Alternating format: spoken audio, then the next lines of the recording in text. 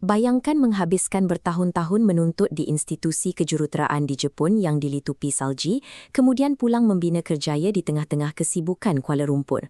Graf garis masa ini menunjukkan skala legasi tersebut. Sejak pelajar Malaysia pertama, Yang M. Raja Muda bin Raja Ngah menjejakkan kaki ke Muroran Institute of Technology pada tahun 1988, seramai 190 orang pelajar telah mengikuti jejak langkah beliau.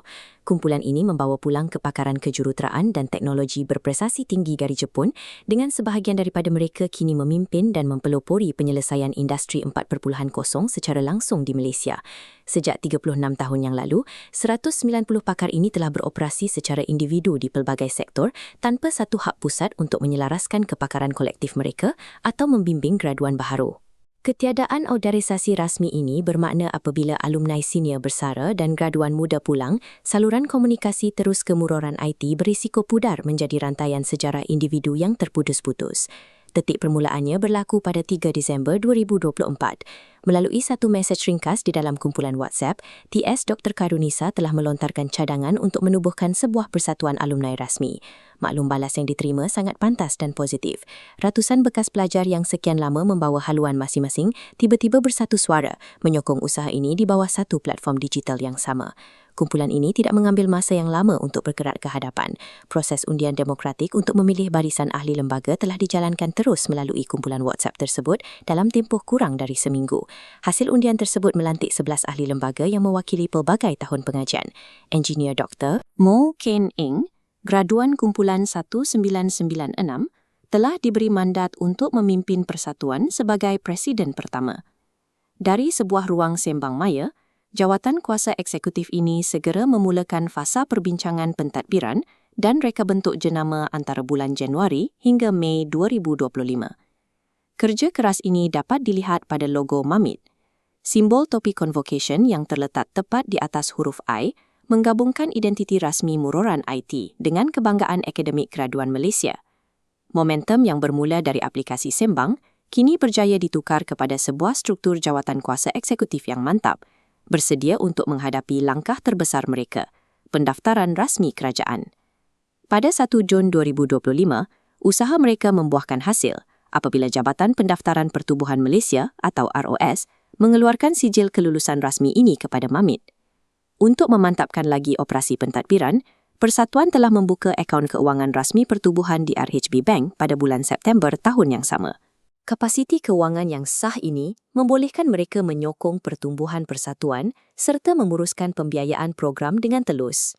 Semua persediaan ini membawa kepada klimaks pada 29 Ogos 2025. Mesyuarat Agung Tahunan Pertama dan Majlis Pelancaran Gemilang telah dianjurkan di Universiti Teknologi Malaysia. Kehadiran delegasi Jepun, diketuai Wakil Pengurusan Tertinggi Universiti, memberikan pengiktirafan antarabangsa yang kukuh terhadap penubuhan persatuan ini. Dalam masa 8 bulan, cadangan melalui aplikasi sembang ini telah berkembang menjadi sebuah organisasi berdaftar yang berjaya membina semula jambatan rasmi bagi diplomasi akademik antarabangsa.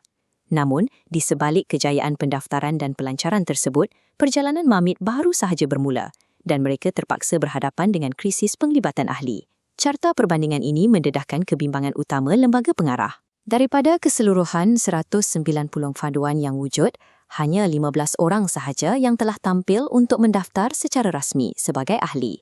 Data ini juga menunjukkan bahawa kumpulan graduan muda, khususnya mereka yang mendaftar di universiti dari tahun 2006 ke atas, kekal tidak aktif dan masih sukar untuk dihubungi.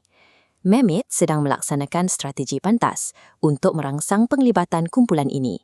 Mereka mengadakan undian pendapat untuk memahami kehendak ahli, menjalankan sesi perkongsian berimpak tinggi dalam talian dan menghidupkan semula interaksi di platform sosial. Persatuan ini sedar bahawa ikatan kekeluargaan tidak dibina melalui kertas kerja semata-mata. Acara seperti kejohanan bowling ini membuktikan persahabatan alumni sentiasa disuburkan melalui riadah santai di luar mesyuarat rasmi. Nada empati. Penghormatan khas yang diberikan kepada ahli yang telah meninggal dunia membuktikan bahawa hubungan ini terbina atas pengalaman hidup yang dikongsi di Jepun melangkaui sekadar status keahlian dalam satu senarai pendaftaran. Jika anda adalah salah seorang alumni yang belum mendaftar, sokongan anda amat diperlukan sekarang. Layari portal rasmi MAMIT hari ini dan daftar di bawah pilihan Lifelong Membership. Inspirasi, tempoh bersemangat. Mengembara dan belajar di luar negara adalah satu pengalaman hidup yang membentuk diri kita. Sekali melangkah masuk sebagai pelajar, kita selamanya adalah sebuah keluarga.